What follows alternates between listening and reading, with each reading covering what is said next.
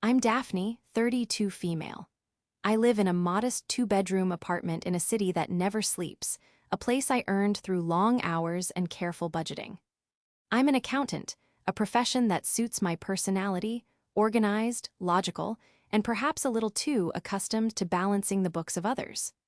For the last decade, those others included my own family, a fact I kept quieter than a rounding error on a tax return. This is the story of how I finally closed that ledger, forcing my family to see the true cost of their comfort and my silence. Before this story unfolds, I'd love to connect with you. Please let me know in the comments where you're watching from and what time it is in your corner of the world. It's amazing to see how far these stories can travel. In my family, roles were assigned early and never questioned. My father, Nicholas, was the retired patriarch, a former sales manager who believed his life's work was done the day he received his last commission check.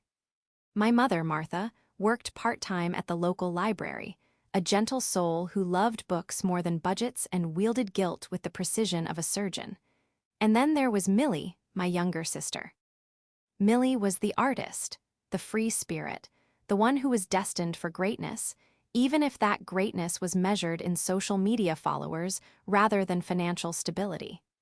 She was the family's shining star, their beautiful, creative daughter who couldn't possibly be burdened with the mundane realities of life. And me, I was Daphne, the responsible one, the reliable one, the one who got a sensible degree in accounting, landed a stable job with a good firm, and understood things like interest rates and amortization schedules. I was the family's safety net, their financial backstop, their silent partner. This wasn't a role I auditioned for, it was one I was given, piece by piece, over the course of 10 years. It started small. When I landed my first real job after college, Dad's car needed a major repair. "You're doing so well, Daphne," he'd said, clapping me on the shoulder. "Could you spot me the cash? I'll pay you back next month." He never did. Then Mom needed a new furnace. "Millie is just starting her freelance career, we can't ask her," Mom had explained in a hushed tone. "But you're so good with money." So I paid for the furnace. I paid for the property tax shortfall the following year. I covered the copays for Dad's knee surgery and the insurance premiums when their rates went up. I set up an automatic transfer to their bank account every month, a sum we initially called a loan, but which eventually became an unspoken expectation, like the sun rising in the east. The unspoken contract was simple. Millie would provide the joy, the excitement, the stories to tell friends about her latest artistic endeavor. I would provide the cash. Millie was praised for landing a small graphic design gig for a local boutique. I was told my 5% raise at work was nice. Millie's Instagram post from a sponsored weekend trip to a vineyard was printed out and framed on the mantelpiece. My promotion to senior accountant was met with a brief, "Oh, that's wonderful, dear. Does that mean you'll have to work even later?" The disparity was breathtaking. Millie lived a life curated for an audience, filled with trips, brunches, and new outfits, all while contributing nothing to the household she still technically lived in. She paid no rent, bought no groceries, and considered her contribution to be keeping Mom and Dad young. Meanwhile, I lived a life of spreadsheets. I budgeted my own expenses down to the penny so I could afford to support 3 other adults. I packed my lunch every day, drove a 10-year-old car, and hadn't taken a real vacation in 5 years. My parents saw this not as a sacrifice, but as my nature. "Daphne's just not a flashy person," Mom would say to her friends, as if my frugality was a personality trait, not a necessity I'd been forced into. "She's always been so practical." I tried to talk to them about it once, about 3 years ago. I just had to pay for a major plumbing issue at their house, a bill that wiped out the savings I'd been building for a down payment on my own place. I sat them down at their kitchen table and tried to explain that I was struggling to build my own future while funding their present. The reaction was not what I'd hoped for. Dad looked bewildered, as if I'd started speaking a foreign language. "But we need it, Daphne," he said simply. "Your sister is still finding her feet. What are we supposed to do?" Mom was worse. Her eyes filled with tears, her voice trembling as she spoke. "I don't understand why you're bringing this up now," she'd whispered. After all we've done for you, we supported you through college. We never asked for a thing until we had to. The fact that my college was paid for through a combination of scholarships and student loans I was still paying off, was conveniently ignored. The conversation ended with me apologizing for upsetting them and promising that everything would be fine. The unspoken contract was laminated, framed, and hung back on the wall. From that day on, I stopped trying to explain. I simply paid. I managed their bills online, tracked their expenses in a private ledger, and fielded calls from their credit card companies. I became their unpaid financial manager, and the only feedback I ever received was when a payment was a day late. I was a utility, a function, as essential and as invisible as the electricity running through their walls. They only noticed me when the lights went out, and I was beginning to realize that the only way to make them see me was to flip the switch myself.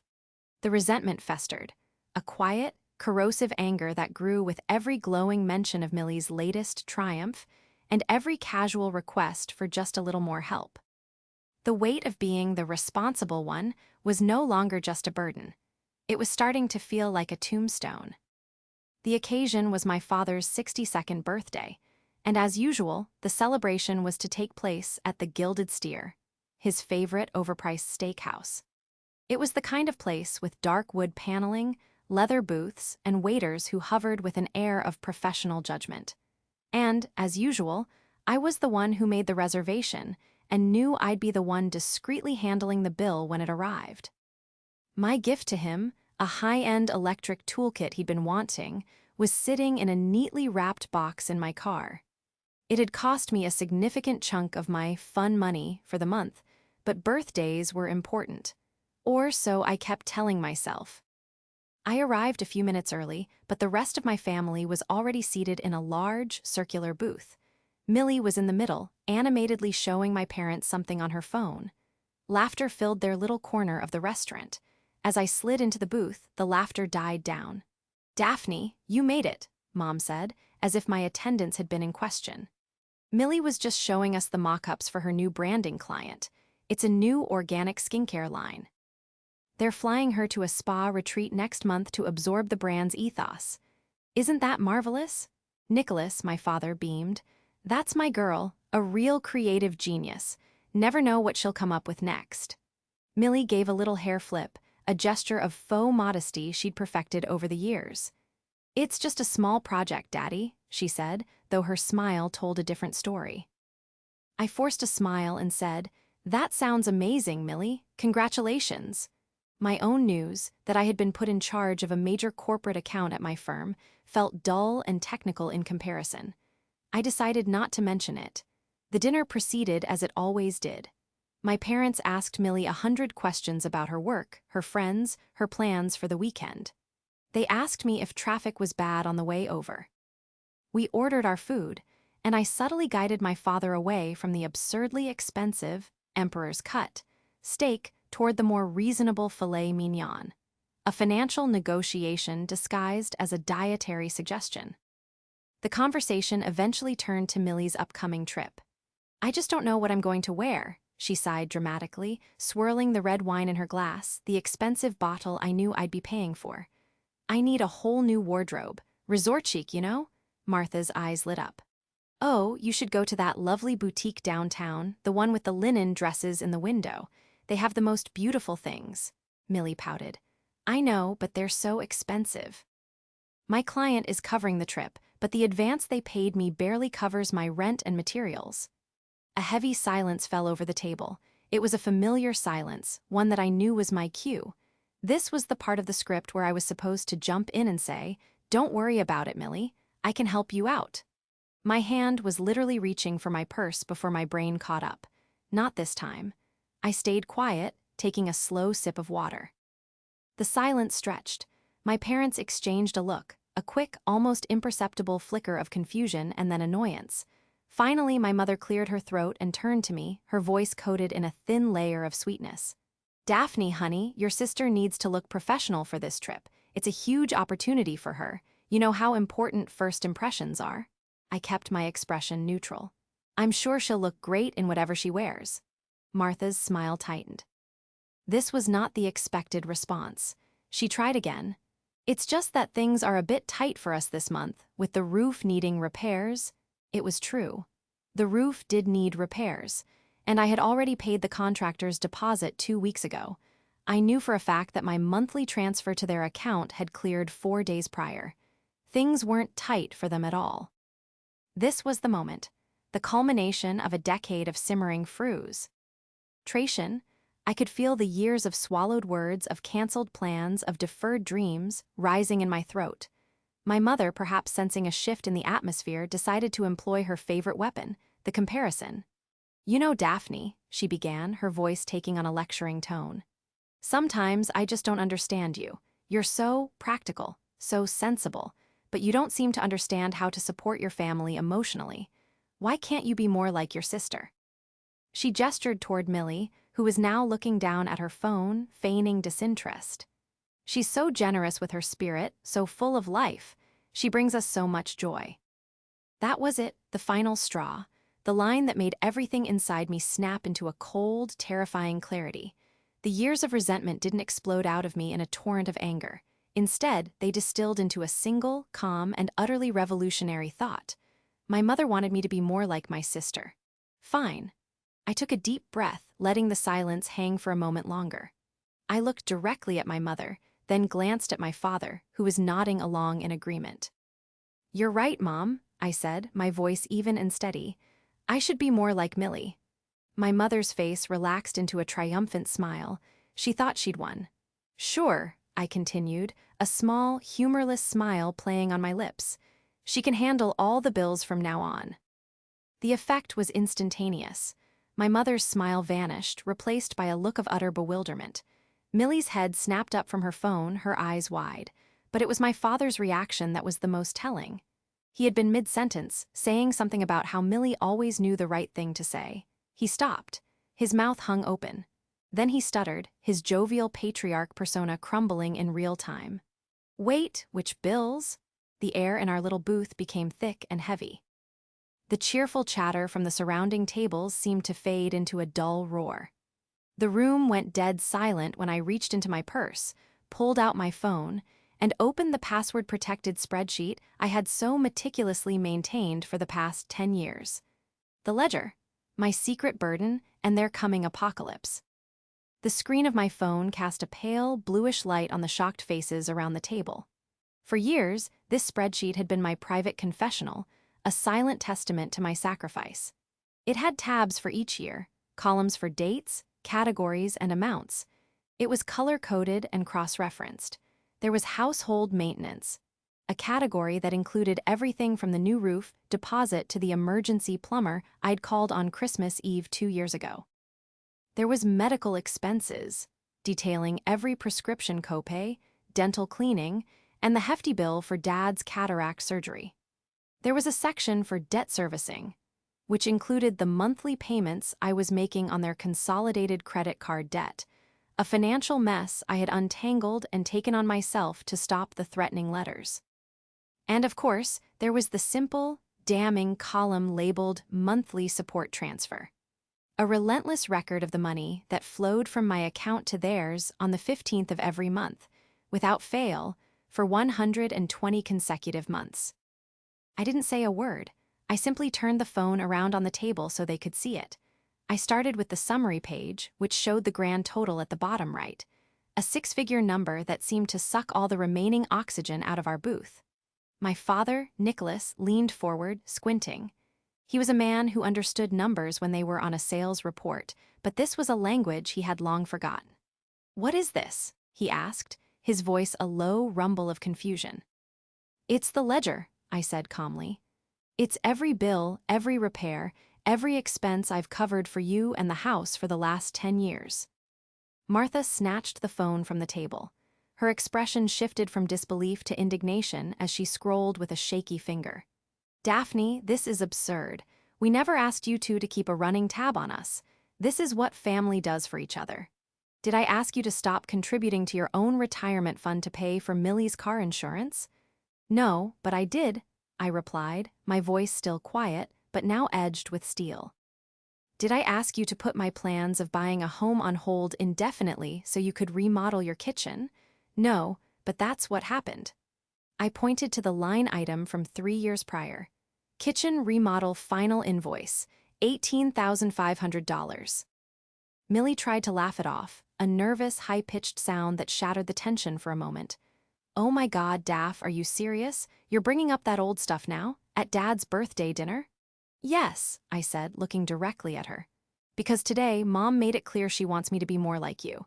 And you, Millie, don't pay for any of this. So if I'm to be more like you, this is where my contribution ends, effective immediately. I look. Ed at my parents'. Congratulations, you have a new financial manager. She's sitting right next to you. Millie's face went pale. The reality of the situation was beginning to dawn on her, crashing through her curated world of carefree creativity. That's not fair, she sputtered. I don't know how to do any of this.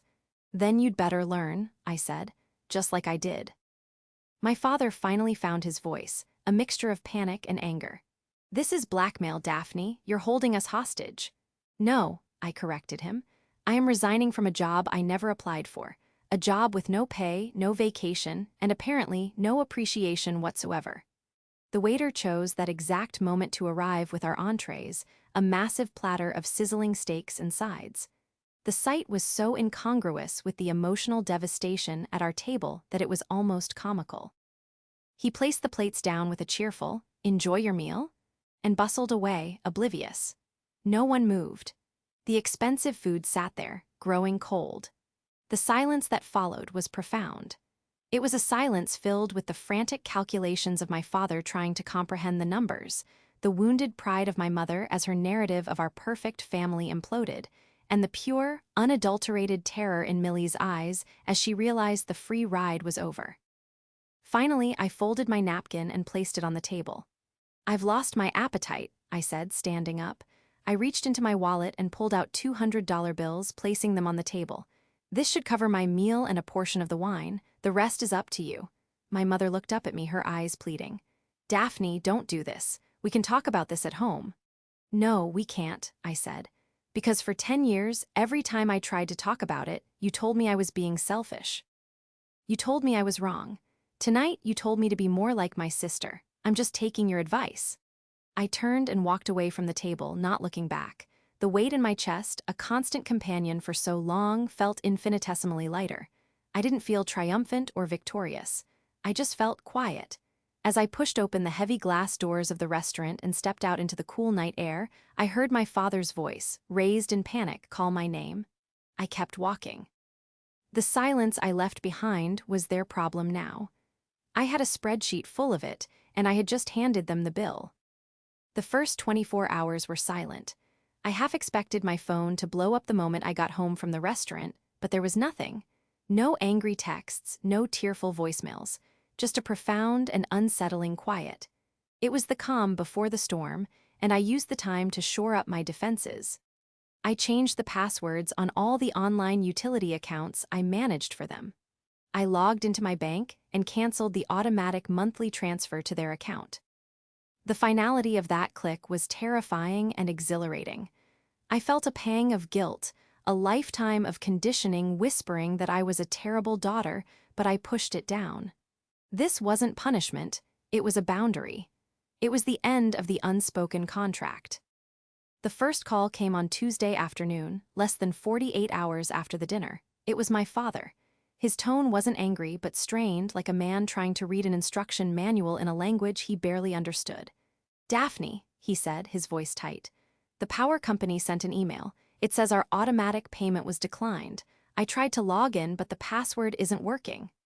That's right, I said calmly, swiveling in my office chair. I'm no longer managing your accounts. You'll have to call them and set up the payment details under your own name, with your own card. There was a long pause on the other end of the line. I could almost hear the gears grinding in his head. With my own card, he repeated, as if the concept were alien. But which one? The question was so genuine, so revealing of his complete detachment from their financial reality that I almost felt a flicker of pity. Almost. I'm not sure, Dad. You'll have to look at your bank statements. Right, he said, though he sounded anything but certain. Okay, "Well, your mother wants to talk to you." He passed the phone to Martha. Her approach was different. There was no pretense of a practical problem. She went straight for the emotional jugular. "I cannot believe you are doing this to us, Daphne," she began, her voice quivering with melodrama. "After everything, your father is retired, I work part-time. What do you expect us to do?" "I expect you to live within your means," I said, my voice flat. "The same way I do, the same way everyone else does." "But Millie," she started. "Millie is a 28-year-old adult," I cut her off. "She lives in your house rent-free and contributes nothing. If you need more income, perhaps you should start by charging her rent." The gasp on the other end of the line was audible. The idea was apparently so radical, so offensive, that she was momentarily speechless. "Charge my own daughter rent? What kind of family do you think we are?" "The kind with a daughter who has been paying for all of you to live comfortably for a decade," I shot back. "That contract is over. The new one is between you, Dad, and Millie." I told her I had to go and ended the call before she could start crying. I knew it was a cheap shot, but I also knew her tears were a weapon, and I was done being wounded by them. The next call 2 days later was from Millie. It was the one I was dreading and anticipating the most. She didn't yell, she didn't cry, she tried to be the cool, reasonable sister. "Hey, Daph," she said, her voice breezy. "So, Mom and Dad are totally freaking out. I think you might have been a little harsh the other night." "Do you?" I asked. "Well, yeah, I mean, I get that you're stressed, but dropping all this on them? It's a lot. Dad was on the phone with the bank for an hour today. He couldn't remember his own security questions." "That's unfortunate," I said. "Look," she continued, her voice losing some of its fake nonchalance. "I had an idea. What if I, started chipping in a little? I could give Mom and Dad a few hundred a month. Would that help? Then you could turn the automatic payments back on, and we can all just forget this." Happened. A few hundred a month. I looked at the spreadsheet, still open on my second monitor. The monthly cost to keep their household afloat, mortgage, taxes, insurance, utilities, food, everything, was just over $3,000, not including my monthly payments on their consolidated debt. Her offer was a drop in a very deep bucket. "Millie, do you have any idea what it costs to run that house?" I asked. "I mean, a lot, I guess." "Guessing isn't going to pay the mortgage, which is due next week, by the way. I'm not turning anything back on. This is your responsibility now." The desperation finally broke through her cool facade. "But I can't, Daphne. You know I can't. The spa trip is next month. I have to buy clothes. I have client expenses." "Then I guess you have some difficult choices to make," I said. "Welcome to adulthood. It's full of them." The week ended with a final, pathetic call from my father. The mortgage payment was due. He had gone to the bank and found out just how little was in their savings account, an account I had stopped replenishing months ago in anticipation of this moment. His voice was humbled, broken. "Daphne, please, I don't know what to do. The bank, they said we don't have enough to cover it." He explained that he and my mother had sat down with Millie, who, after a lot of tears, had admitted that her freelance business was mostly a facade. She made enough to fund her lifestyle of brunches and fast fashion, but she had no savings and was, in fact, in debt herself. The spa retreat was a trip she was paying for out of her own pocket, hoping to network. The client wasn't flying her anywhere. The golden child's glitter was just gold-plated plastic. "We need your help," he pleaded. "Just this one last time. We'll figure it out, I promise." It was the same promise he'd made 10 years ago. I took a deep breath. This was the real test. It was easy to be strong in the face of anger, but much harder in the face of desperation. "I can't, Dad," I said, and my voice was softer now. "But I will email you the ledger, all of it. It has every account number, every due date, every contact number you need. The information is all there, you have to do the rest." I hung up the phone. The week of awkward, painful phone calls was over. Now, they were truly on their own. The week after the calls stopped was strangely quiet. The absence of family drama left a void in my life, and I was surprised by how much mental real estate it had been occupying. For the first time in years, my evenings were not spent remotely managing someone else's life. I wasn't checking to see if a bill was paid or juggling funds to cover an unexpected expense for them. The silence was deafening at first, then peaceful, and finally, it became a blank canvas. My life, which had been painted in shades of obligation and responsibility, was suddenly mine to color in. My first act of independence was a small but significant one. I drove to a travel agency during my lunch break. I had always dreamed of visiting Italy, of seeing the Colosseum, of wandering through Florence, of drinking wine in a Tuscan vineyard. It was a dream I had filed away under someday. A someday that never seemed to get closer because every spare dollar was diverted to the family fund. I walked out of that agency an hour later with a plane ticket to Rome and a 2-week itinerary booked for the following spring. The cost was roughly equivalent to 3 months of my parents' mortgage payments. As I transferred the money from my savings account, an account that was suddenly growing at a surprising rate, I didn't feel a shred of guilt. I felt a dizzying sense of freedom. Next, I tackled my own living situation. My apartment was nice, but it was a place I had chosen based on its affordability, always conscious of the financial drain my family represented. I had long wanted to move into a nicer building in a quieter neighborhood, maybe even start seriously saving for a down payment on a condo. The goal had always felt laughably out of reach. With my financial obligations to my parents severed, I reran my own budget. The numbers on the screen were almost shocking. The amount of money I had been sending them each month was substantial. It was a car payment. It was a vacation fund. It was a significant portion of a mortgage. It was, I realized with a jolt, the foundation of a future I had denied myself. I made an appointment with a financial advisor, the same one I had recommended to my parents years ago. They never went. We went over my income, my investments, and my goals. When I explained the recent change in my financial situation, he nodded professionally, but I saw a flicker of empathy in his eyes. "You've essentially been paying for 2 households on one salary," he said. "Let's plan for just one." We laid out a 5-year plan. It was ambitious but achievable. It ended with me owning my own property. The idea was so powerful, so tangible, that it grew. Tears to my eyes right there in his office. These weren't my mother's tears of manipulation, they were tears of relief. My declaration of independence wasn't just financial, it was personal. I started reclaiming my time. I had a habit of keeping my weekends free, just in case my parents needed something, a ride to an appointment, help with a tech problem, or some heavy lifting in the garden. Now, I filled those weekends with things for myself. I joined a hiking club and spent a Saturday exploring trails in a nearby state park, breathing in the fresh air and feeling the burn in my legs. I signed up for a pottery class, something I had wanted to do since college. I found a strange joy in the messy, imperfect process of shaping a lump of clay into a wobbly but recognizable bowl. I was creating something for myself, with my own hands, that served no purpose other than to bring me a small amount of pleasure.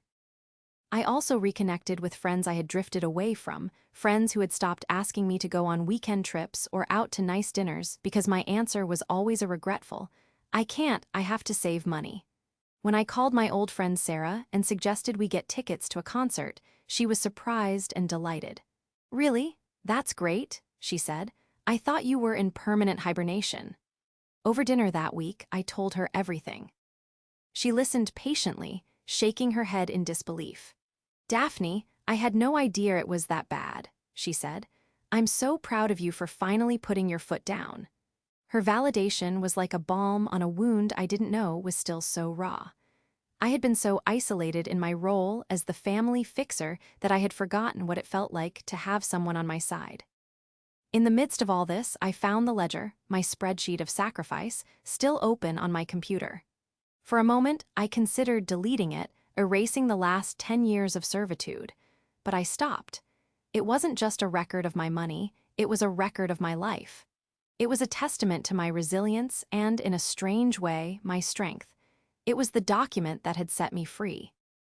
I saved it to an external hard drive, gave it a new, final name, The Price of Freedom, and then deleted it from my computer. I didn't need the daily reminder anymore. I was no longer balancing their books. I was too busy writing the next chapter of my own. 3 weeks after my declaration of independence, just as I was starting to believe I was truly free, my doorbell rang on a Sunday afternoon. I wasn't expecting anyone. I looked through the peephole and my heart sank.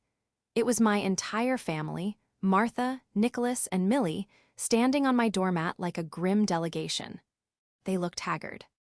My mother's eyes were puffy, my father's shoulders were slumped, and Millie looked like she hadn't slept in days, her usual trendy outfit replaced by sweatpants and a hoodie. This wasn't a social call. This was an ambush. Reluctantly, I opened the door.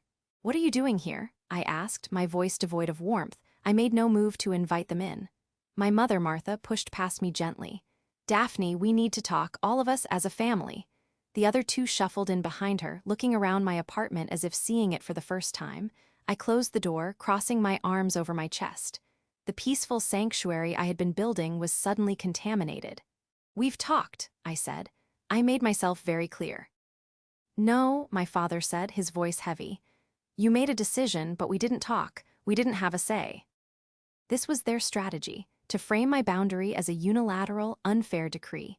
They sat down on my couch, positioning themselves as a united front. It felt less like a family discussion and more like a parole hearing where I was the one on trial. My mother started, her voice soft and full of practiced sorrow. "Daphne, we know you've been under a lot of stress. We understand that you feel unappreciated. We're sorry if we ever made you feel that way." It was the classic non-apology. "Sorry if you felt that way.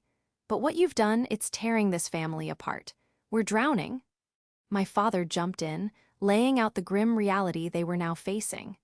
They had managed to scrape together the money for the mortgage payment by draining their small retirement account, incurring a massive tax penalty in the process. They had received shut-off notices from the gas and cable companies. Millie had tried to get a part-time job at a coffee shop, but was told she was overqualified and lacked customer service experience. The world they had built on my foundation was crumbling, and they were terrified.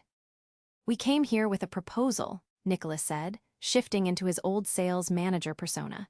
He sounded like he was trying to sell me a faulty product I had already returned.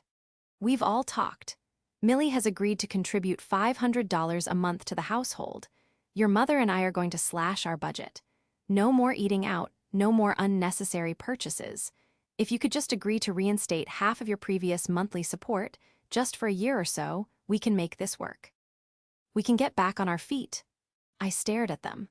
After everything, they were still trying to negotiate my servitude. They weren't asking for a handout, they were trying to renegotiate my job description. They hadn't learned a single thing. They didn't see me as a daughter, they saw me as a line item in their budget that had been temporarily zeroed out. It was Millie who broke the silence, and for the first time I heard something other than entitlement in her voice. I heard genuine fear. "Daph, please," she said, her eyes welling up with real tears this time. "I messed up, I know I did. I took everything for granted. I never thought about where the money came from, but I can't fix this alone. They're talking about selling the house we grew up in." The threat hung in the air, heavy and manipulative. Sell the house. The ultimate guilt trip. This was my childhood home they were talking about, the repository of every good memory they could use as leverage. But the threat had the opposite effect. The thought of them selling the house didn't fill me with sadness. It filled me with a sense of inevitability. Maybe that was the solution. Maybe they couldn't afford that life anymore. That wasn't my fault. "Selling the house might be a very sensible option," I said, my voice calm and analytical, like the accountant I was. "You could downsize to a condo, eliminate the mortgage, and your property taxes and maintenance costs would be a fraction of what they are now. You could live comfortably on your retirement income and whatever Millie contributes." They looked at me as if I had suggested they move to the moon. "Leave our home?" my mother whispered, horrified. "Daphne, how can you be so cold?" "I'm not being cold," I replied, the last of my patience evaporating. "I'm being realistic. A quality you always claimed to admire in me. You came here thinking this was an intervention for me to bring me back into the fold. But you're the ones who need the intervention. You are 3 adults who have been living a lifestyle you cannot afford, funded by a 4th adult who is slowly sacrificing her own future to maintain your fantasy." I stood up, signaling the end of the meeting. "My decision is final. I will not be giving you any more money. Not half, not a dime. I will, however, offer you my professional services free of charge. I will help you create a real budget.